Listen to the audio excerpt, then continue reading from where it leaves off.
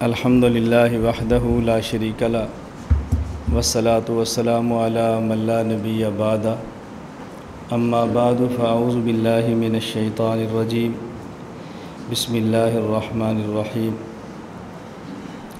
या अय्युहल्लज़ीना आमनु उज़्कुरुल्लाह ज़िक्रन कसीरा अल्लाहुम्मा सल्लि अला मुहम्मदिन व अला आलि मुहम्मद कमा सल्लैता अला इब्राहीम व अला आलि इब्राहीम इन्नका हमीदुम मजीद अल्लाहुम्मा बारिक अला मुहम्मदिन व अला आलि मुहम्मद कमा बारकता अला इब्राहीम व अला आलि इब्राहीम इन्नका हमीदुम मजीद।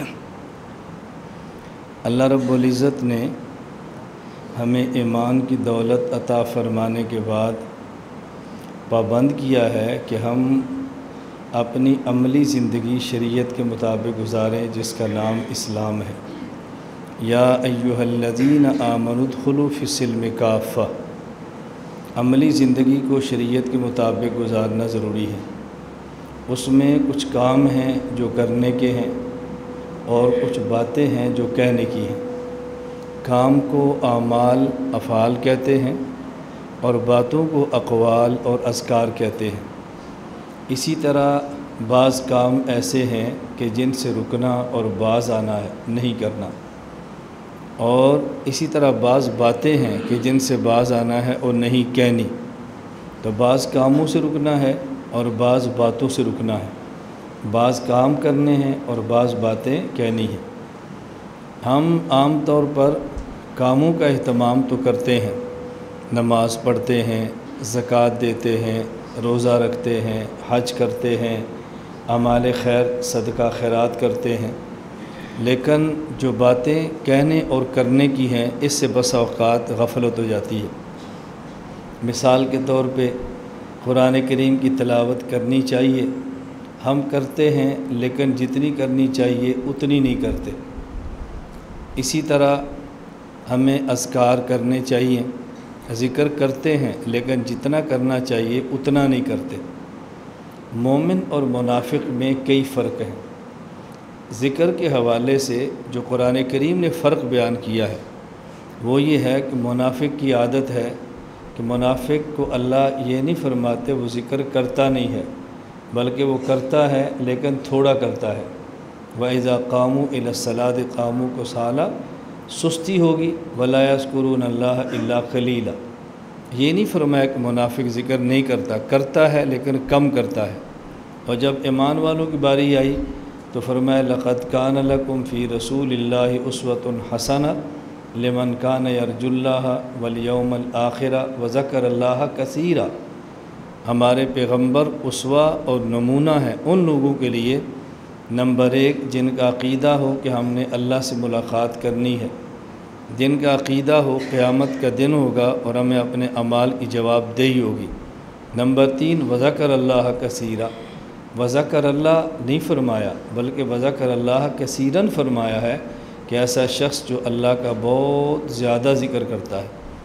इसी तरह फरमाया या अय्युहल्लज़ीना आमनु उज़्कुरुल्लाह ज़िक्रन कसीरा, ये नहीं फरमाया कि तुमने ज़िक्र करना है, फरमाया तुमने बहुत ज़्यादा करना है। इसलिए ज़िक्र का कसरत के साथ एहतमाम करना ज़रूरी है। बसा औक़ात ज़िक्र हम इनफ़िरादी करते हैं, अकेले अकेले करते हैं, और बसा औक़ात ज़िक्र इज्तिमाई करते हैं, इकट्ठे होकर करते हैं। कुरान करीम की तिलावत बसा औक़ात हर आदमी अपनी करता है और बसा औक़ात कुरान करीम की तिलावत सारे इकट्ठे बैठ के करते हैं। अकेला कुरान करीम की तिलावत करे इस पर तो लोग एतराज़ नहीं करते, अकेला अल्लाह का ज़िक्र करे इस पर भी एतराज़ नहीं करते, लेकिन जमा होकर ज़िक्र करें या एक जगह इकट्ठे होकर कुरान की तिलावत करें इस पे एतराज़ किया जाता है। और ताज्जुब है एतराज़ करने वाले कौन हैं, जिनका दावा है कि हमारे पास हदीसें बहुत हैं, हमारा हर अमल हदीस के मुताबिक है, वो एतराज़ करते हैं। अगर ये अमल हदीस में न होता, आप एतराज़ करते तो बात समझ आती, और जब ये अमल हदीस के अंदर मौजूद है फिर एतराज़ का जवाज़ क्या है।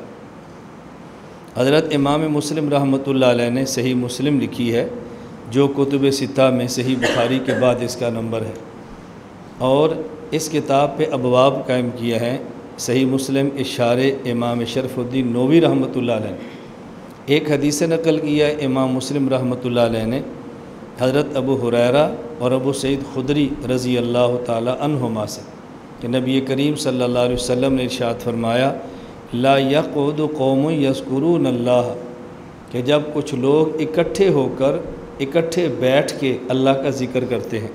ला यक़उदु कौमुन यज़कुरून अल्लाह, अब कौम उसे नहीं कहते जो अलग अलग हो, कौम उन्हें कहते हैं जो इकट्ठी एक जमात हो। जमात बैठती है और अल्लाह का ज़िक्र करती है। इल्ला हफ़्फ़तहुमुल मलाइका, और ज़िक्र करने वाली जमात को मलाइका चारों तरफ से घेर लेते हैं। वग़शियतहुमुर रहमा, और इस जमात को अल्लाह की रहमत ऊपर से ढांक लेती है। वनज़लत अलैहिमुस सकीना, और अल्लाह की तरफ से सकीना, सुकून, इत्मीनान अल्लाह इनके क़ुलूब पे नाज़िल फरमाते हैं। वज़कर अल्लाह फ़ी मन इंदा, और अल्लाह रब्बुल इज़्ज़त इनका ज़िक्र मलाइका की मजलिस में फ़रमाते हैं। जब ये चार इनामात बयान फरमाए, इस पर इमाम नववी रहमतुल्लाह अलैह बाब क्या क़याम फरमाते हैं। इमाम नववी रहमतुल्लाह अलैह ने बाब क्या क़याम किया है। हज़रत इमाम नववी रहमतुल्लाह फरमाते हैं बाब फ़ज़ल इज्तिमा अला तिलावतिल क़ुरआन व ज़िक्र, बाब फ़ज़ल इज्तिमा अला तिलावतिल क़ुरआन व ज़िक्र। ये इसमें अल्लाह के नबी ने मसला बयान फरमाया किस बात का, कि लोग इकट्ठे होकर कुरान की तिलावत करें या लोग इकट्ठे होकर ज़िक्र करें। तो ताज्जुब किस बात पर है, सही मुस्लिम को मानने वाला, हदीस का दावा करने वाला एतराज़ करता है उन पर जो अल्लाह का ज़िक्र इकट्ठे होकर करते हैं। कम अज़ कम इन लोगों को एतराज़ नहीं करना चाहिए, कि और एतराज़ करे तो बात समझ आती है। इसलिए इनफरादी ज़िक्र भी जायज़ है, इज्तिमाई ज़िक्र भी जायज़ है। और ये बात याद रखें कि ज़िक्र की चार किस्में हैं। नंबर 1 ज़िक्र क़ल्बी, नंबर 2 ज़िक्र लिसानी ख़फ़ी, नंबर 3 ज़िक्र जारी मोतदिल, नंबर 4 ज़िक्र जाहर मुफ़रित। नंबर 1 ज़िक्र क़ल्बी। ज़िक्र क़ल्बी का माना क्या है कि मसलन इंसान अपनी ज़ुबान ना हिलाए और अपने दिल में ये ख्याल करे कि मैं अपने दिल से अल्लाह अल्लाह कहता हूँ, ज़ुबान नहीं हिला रहा लेकिन अपने दिल ही दिल में अल्लाह अल्लाह कह रहा है, ये ज़िक्र क़ल्बी है। नंबर 2 ज़िक्र लिसानी ख़फ़ी। ख़फ़ी का माना होता है कि आदमी इतना आहिस्ता ज़बान से ज़िक्र करे कि ख़ुद तो सुने लेकिन दूसरा कोई ना सुने, इतना आहिस्ता लेकिन करे ज़ुबान से। नंबर 3 ज़िक्र जाहरी मोतदिल, ज़िक्र करे ऊंची आवाज़ से लेकिन वो खप ना हो बल्कि एतदाल हो, न बहुत ऊंचा न बहुत आहिस्ता, दरमियाना। जैसे कुरान करीम में है ला तजहर बिसलातिका वला तुखाफित बिहा वब्तग़ि बैन ज़ालिका सबीला। या मेरे पैगम्बर जब कुरान करीम नमाज में तिलावत फ़रमाएँ, न बहुत ऊंची तिलावत करें न बहुत आहिस्ता करें बल्कि दरमियानी इख्तियार करें। इसका मतलब क्या होता है कि जितने मुक़्तदी हैं इमाम इस हिसाब से तिलावत करे कि मुक़्तदियों तक आवाज़ पहुँचे। इतनी आहिस्ता न पढ़े कि मुक़्तदी भी ना सुने और इतनी ज़ोर से न पढ़े कि मुक़्तदी तो 15 हैं और आवाज़ पूरे मोहल्ले में जा रही है।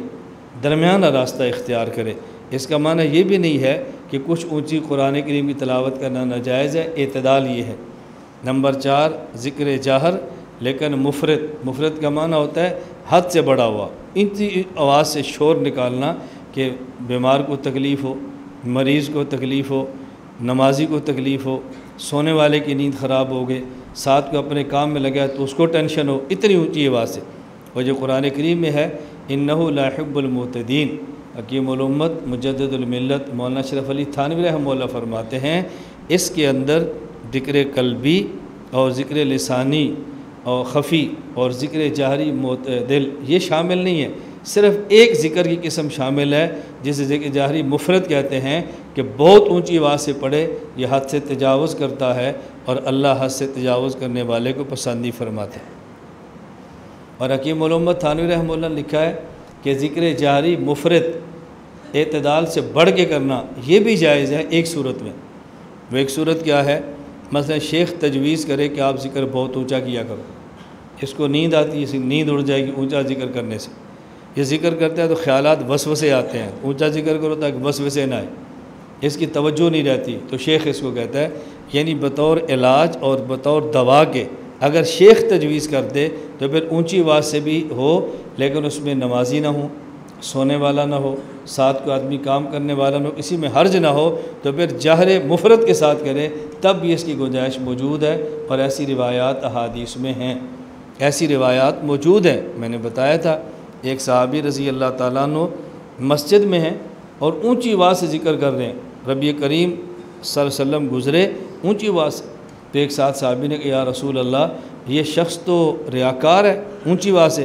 और फरमाया रियाकार नहीं है बल्कि अव्वाह है। अव्वाह किसे कहते हैं कि जिसके दिल में अल्लाह की मोहब्बत इतनी तेज़ हो कि उस मोहब्बत की वजह से दिल में दर्द महसूस करता हो। और मैं कई दफ़ा ये बातें कहता हूँ, बाज़ों को ताज्जुब भी होता है, ये जो बात समझानी नेक आदमी को बहुत मुश्किल है, लेकिन जो किसी लड़की और लड़के के इश्क में मुब्तला है ना और रोज़ाना मरता है, उसको बात समझानी बहुत आसान है। एक आदमी मजाजी इश्क के अंदर मुब्तला है तो उसको नींद नहीं आती, दिल में तकलीफ़ होती है। इस तरह जब अल्लाह के साथ हकीकी मोहब्बत हो तो बस अगर उस मोहब्बत की दर्द बंदा दिल में महसूस करता है, तो जो अल्लाह की मोहब्बत को दिल में महसूस करे और फिर चीखे, इसे कहते हैं अव्वाह। तो अल्लाह के नबी ने फरमाया कि ये हद से तजावुज़ करने वाला रियाकार नहीं है बल्कि अव्वाह है, ये अव्वाह है। मैं अर्ज़ कर रहा था कि अब ज़िक्र का हमें अहतमाम करना चाहिए और उससे दौड़ना और बिद करानी चाहिए। सबसे अफजल कुरान करीम की तिलावत है, उसके बाद बेहतरीन ज़िक्र ला इलाहा इल्लल्लाह है। हदीस पाक में है अफजल ज़िक्र ला इलाहा इल्लल्लाह। और कुरान करीम तो अल्लाह का कलाम है, इस पर तो दूसरी राय नहीं हो सकती। फिर बेहतरीन ज़िक्र हजूर अकरम सल्लल्लाहु अलैहि वसल्लम पर दरूद पढ़ना है, बेहतरीन ज़िक्र इस्तिग़फ़ार करना और अपने गुनाहों की अल्लाह से माफ़ी मांगना है। तो ये अस्कार ऐसे हैं जिसका बंदे को अहतमाम करना चाहिए। तो हमारी कोशिश होती है कि महीने में एक जुमेरात इस काम के लिए मुख्तस हो और यहाँ ज़िक्र करें, आदत बनाएं और फिर वापस घर जाकर बाकायदगी के साथ ज़िक्र फरमाते रहा करें और इसमें मशगूल रहा करें। एक जुमेरात जो यहाँ देते हैं, कोशिश किया करें कि बिस्तर साथ लाएं, रात आराम यहाँ फरमाएं और इशराक़ तक का वक़्त हमें दें। आप पाबंदी के साथ मगरिब से इशराक़ हमें दें, इंशाअल्लाह कल्ब और दिल की तब्दीलियाँ महसूस फरमाएँगे, गुनाहों से जान छूटती महसूस फरमाएँगे, अल्लाह की मोहब्बत अपने दिल में उतरती महसूस फरमाएँगे। ये बात मैं किस दर्द के साथ आपको समझाऊँ। और फिर आदमी अपने शेख के साथ ठहरे और अक़ीदत के साथ ठहरे और मोहब्बत के साथ ठहरे तो बिल्कुल अल्लाह दिल की दुनिया इंसान की बदल देते हैं। इसका बहुत ज़्यादा अहतमाम करना चाहिए। अल्लाह मुझे भी और आपको भी कसरत के साथ ज़िक्र करने की तौफ़ीक़ अता फ़रमाए। आज बाज़ लोग थोड़ा ताख़ीर से आए तो मैं उनके लिए वज़ाहत कर रहा हूँ कि इस्लामी साल का पहला महीना मुहर्रम होता है, तो हमने मुहर्रम से आइंदा अपने खानखाई निज़ाम को मगरिब से लेकर कुछ तब्दील किया है। मगरिब की नमाज़ बाजमात पढ़ें, उसके बाद सुन्नत नवाफिल अबाबीन पढ़ें और फिर सूरतुल वाक़िया ये पढ़ें। और फिर हमारे यहाँ चादरें वो बिछ जाती हैं, गुठलियाँ मौजूद होती हैं, उसके ऊपर दरूद पाक पढ़ें इशा की नमाज़ तक। दरूद जो आपको आसान है, जिसमें सहूलत है, जो ज़ुबान पर आसानी से आ सकता है, वो दरूद पाक पढ़ें। और उससे पहले सलातो सलाम पर मुश्तमिल 40 अहादीस वो एक शख्स पढ़ के सुनाए और बाकी सब उसको सुन लें। फिर इशा की नमाज़ पढ़ें, उसके बाद सूरतुल मुल्क पढ़ें और सूरतुल मुल्क पढ़ने के बाद यहाँ हाल के अंदर आ जाएँ। फिर यहाँ बहुत लंबा ज़िक्र नहीं, मामूल के मुताबिक मुख्तसर सा बयान और मुख्तसर सा ज़िक्र, फिर बैत और उसके बाद दुआ और मुसाफ़ा और फिर खाने का वक्त। हमारी पूरी तरतीब इंशाअल्लाह ऐसी होती है, आप समझते हैं कि हम नज़म और वक्त की बहुत पाबंदी करते हैं। ऐसा नहीं होता कि बहुत ज़्यादा वक्त लें और इतनी लंबी बात करें कि बंदा तंग हो जाए, ऐसा भी नहीं करते। लेकिन आप यकीन बनाएं कि कम अज़ कम महीने में हम एक रात ऐसी है कि दुरूद पाक और ज़िक्र, तहज्जुद और अमाल के ऊपर लगाएं। इंशाअल्लाह पूरा महीना आप इसका असर महसूस फरमाएँगे। इसमें ख़ुद भी तशरीफ़ लाएँ और अपने अहबाब को मुतवज्जे किया करें। लोग गुनाह पर अपने दोस्तों को लेकर जाते हैं, आप नेक अमाल पर दोस्तों को क्यों नहीं लगाते? नेक अमल पर क्यों नहीं लगाते? लोग गुनाहों पर अपने दोस्तों को मुतवज्जे करते हैं, आप नेकी पर मुतवज्जे करने की आदत डालें। अल्लाह हम सब को ज़िक्र मुबारक की तौफ़ीक़ अता फ़रमाए, ज़िक्र की लज़्ज़त अता फ़रमाए, अल्लाह ज़िक्र की हलावत अता फ़रमाए। अल्लाह पाक के ज़िक्र पर जो दुनियावी उखरी फ़वाइद हैं अल्लाह हम सब को अता फ़रमाए। तो इसका बहुत ज़्यादा अहतमाम फ़रमाएँ। मैंने इसलिए अहबाब से अर्ज़ किया था कि हमारी ख्वाहिश होती है कि जुमेरात को बयान लंबा न करें, ज़िक्र की आदत डालें। बयानात तो आप सुनते हैं, हमारे बयान मीडिया पर बहुत मौजूद हैं और कल जुमा है, जुमे के दिन बयान होगा, पौने घंटे को उस बयान को सुने। इसके अलावा जलसे इज्तिमात के अंदर बयान होते हैं, तो महीने में एक रात ऐसी हो कि जो बयानात के लिए ना हो बल्कि अल्लाह के ज़िक्र के लिए हो। अल्लाह हम सब को तौफीक अता फ़रमाए।